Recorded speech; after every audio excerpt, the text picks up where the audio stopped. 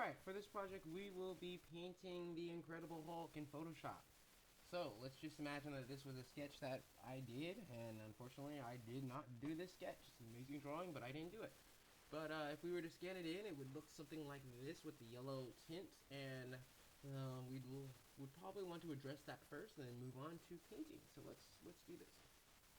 First things first, let's go ahead and unlock our background layer. We can do that by double clicking in this blue area for our background layer.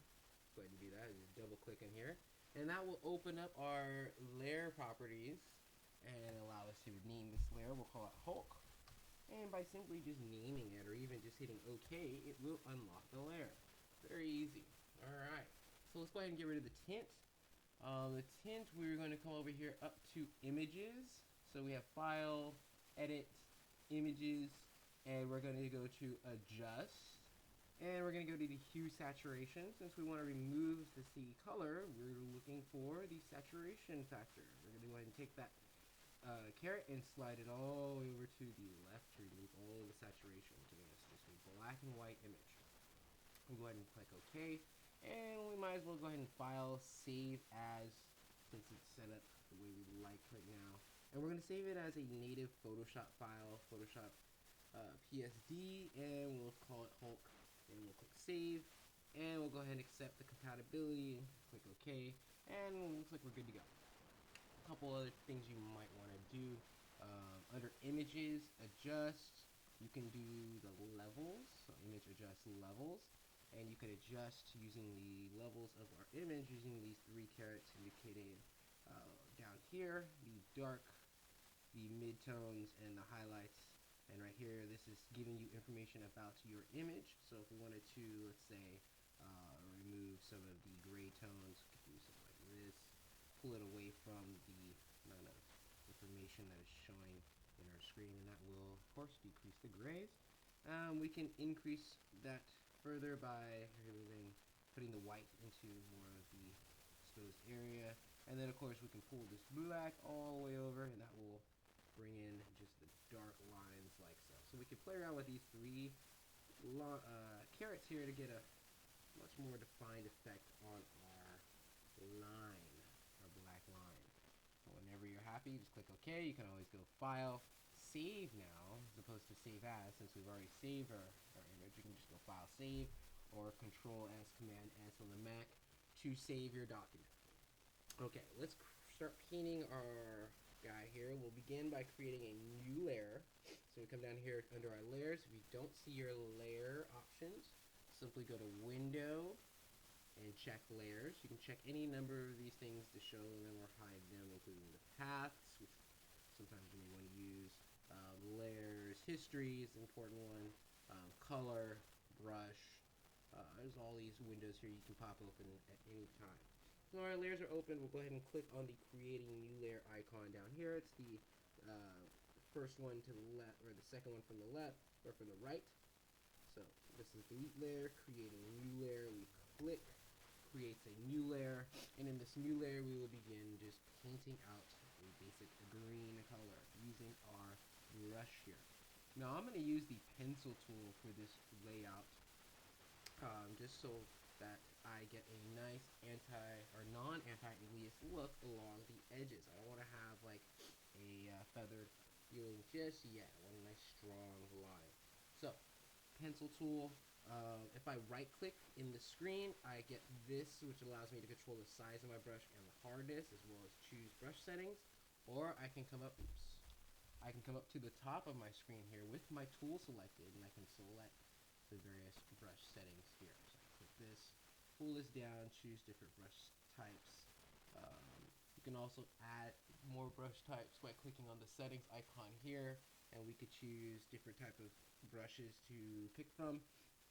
I would say we go calligraphy brushes, and then we'll click OK to import those in there. We'll go ahead and say save changes to the current brushes before replacing them. No, not. Who cares? And we get these kind of brushes. Okay, and they've got these kind of heads, and they do that, and so on and so forth. So let's go ahead and choose our normal brush. We'll come back over here and we'll just say basic brushes. We'll click OK, and there we go, basic brushes. I'll choose one of these brushes here. That's perfect. click, and I'm gonna make the size a little bit larger. That's good. Just want to block this out and get a silhouette going. Some green. So I just clicked on the foreground color there to open up this color panel. Let me show you that again. Double click on here, or just even single click on the color, and it'll bring up this color picker color panel. And you simply want to just choose a color and its shade. You can go through all the hues here, but I'm going to choose like a green like that, and I'll click OK, and now my new foreground color is green. And we'll simply just click and paint. And I'm not going to be too concerned about detail. I just want to sort of get this in there. Awesome. Hulk. And we'll go here, we'll paint. Well, it's pretty much green. So I'm going to make a silhouette for this guy here. I'll deal with the shirt in a minute. Most of it is just green to me, so I'm just going to let him be green. Let's continue going there. Alright, so let's get this part here. I will not do his short chest. Well, I guess I am doing his pants. I'm just trying to avoid that, but so I think I will. I'm going to undo that, and I'm just going to do right here. Block that out. And then just block that out. Alright, so there, so far, so good. Now you're wondering, why did he do it like that? Well, check this out. Under the normal option, or under my layer options, I have a way of blending these layers so that they that I can use both attributes, both the color or the shade attributes, and I can combine the two layers by using a different blend. So right now, this is set to normal, and what that means is that I am seeing the color and everything as is as I'm painting it. Whatever I'm seeing, that's what it's doing. Okay. If I click on here and I choose a different blend mode, still painting. I'm going to go ahead and do the multiply. It still shows me the green, but what it's also doing is exposing all the darks in the layer below. Okay, so it's adding to or multiplying the darker colors to my greens, and it's allowing me to see now all the line drawings that I created on top of that green area. Which is great for me, because now I can go back with my eraser tool. Grab my eraser tool, and just make sure, yes, the eraser tool. And I can change my tool's brush, size, and hardness. Make the hardness all the way so it's like a pencil. And find the size. And I can go along the outside of my brush here, or on the outside of my character here. And I can sort of fix these problems areas with my eraser tools. And then we can just simply get rid of this stuff here. Look at that. Just goes away real easy, leaving me a nice silhouette of Hulk. Just gonna go and do that. Alright. There we go.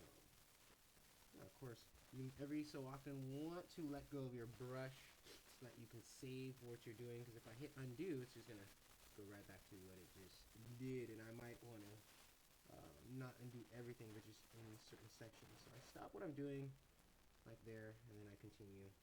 That way, if I need to undo, it only goes back to that point, and not all the way back. Okay, so I'm just going to continue going here with this size, and then I'll take my brush down a step further. So I'll right click and go down even further, and we'll just really get into some fine erasing detail, and I'll get rid of all the stuff that is on the outside here, leaving us with a nice look along here. Of course, mine's not perfect. Yours will be, because you will take more time than I am right now. Alright, there we go. So, now, let's add some more detail to this guy. So if I want to add some detail, it's really easy. I'm going to go ahead and select all of the green in this layer by holding down the Control or the Command key if you're on a Mac. And then I'm going to click inside of this picture here. I'm going to actually click, and it will create a marching ant selection of everything that is in this layer, allowing me to mask everything outside of the layer. So now I'm only painting on this layer, or on the green, because the selection contains my paint. So now let's start adding some detail. I'm going to go ahead and use the dodge tool or the burn. Oh, I'll start with the burn.